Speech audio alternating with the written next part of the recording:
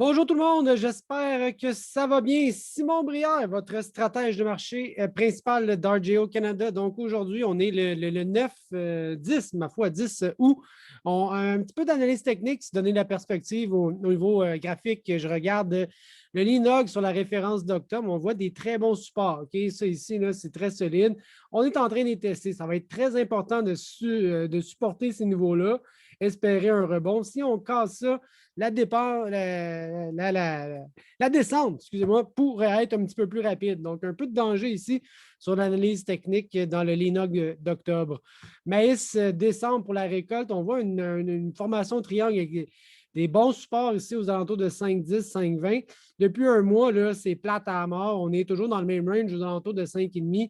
Rapport USDA cette semaine va être très déterminant. OK? Donc, l'analyse graphique, soit qu'on a un décollage si on casse ces résistances-là, support 5,10, 5,20.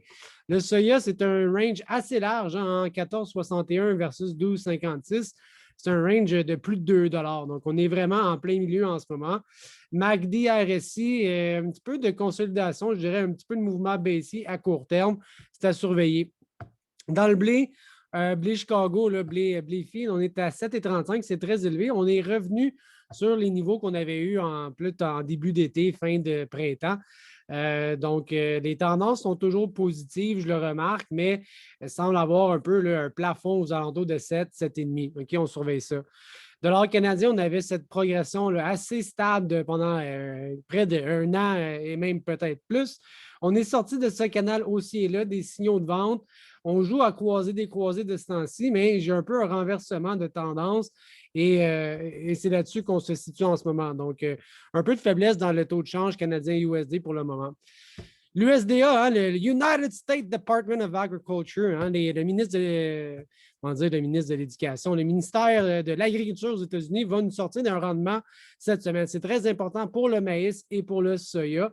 Les conditions des récoltes ont été, somme toute, correctes. Okay? Ce ne sont pas très élevés, autant dans le maïs que dans le soya. On a déjà eu pire, mais ce n'est pas une très grosse année en termes de conditions cette année. C'est très divisé est-ouest. On voit dans l'ouest, c'est très, très faible les conditions des récoltes, mais c'est très bon dans l'est. Okay? Donc, un va compenser l'autre, on va penser, mais ce n'est pas une situation parfaite.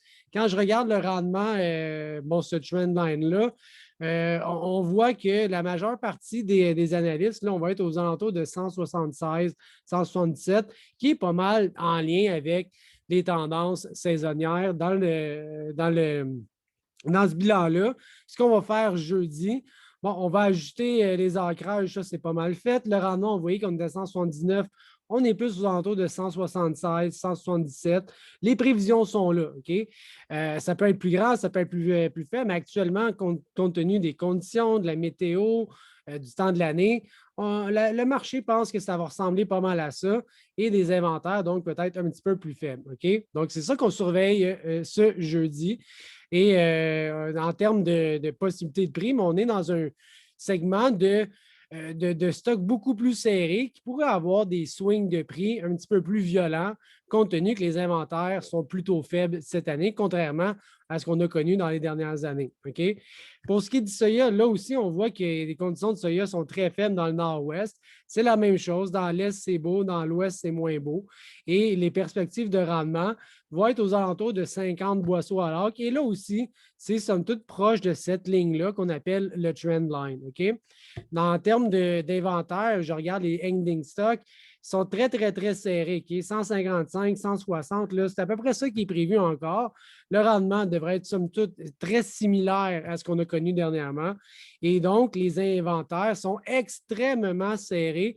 Un simple changement sur la production, bien, il pourrait y avoir un grand swing de prix à la bourse dans les prochaines semaines. Donc, ça, c'est jeudi que ça va sortir. Dans le blé de printemps, c'est une des pires. Sinon, je pense que c'est la pire année de conditions des cultures. C'est horrible ce qu'on a. Et voici la dernière fois qu'on a une évaluation de rendement. Là, regardez la catastrophe dans le blé de printemps qu'on a eu pour les États-Unis et donc, par extension, probablement les prairies canadiennes aussi. OK? Donc, on voit ici là, la catégorie de Hard Red Spring, là, de bris de plaintrant. 200, 305 millions de boisseaux, là, la production, c'est très, très faible. Et peut-être que ça va continuer à baisser, en fait, avec les conditions des cultures qui sont détériorées durant le mois. Ça serait très étonnant de voir ça grimper. Donc, on pense que la production pourra encore plus chuter par rapport au mois passé. Alors voilà, j'espère que ça vous donne un peu d'indication pour le rapport de cette semaine. Je vous dis bonne fin de journée. Bye bye.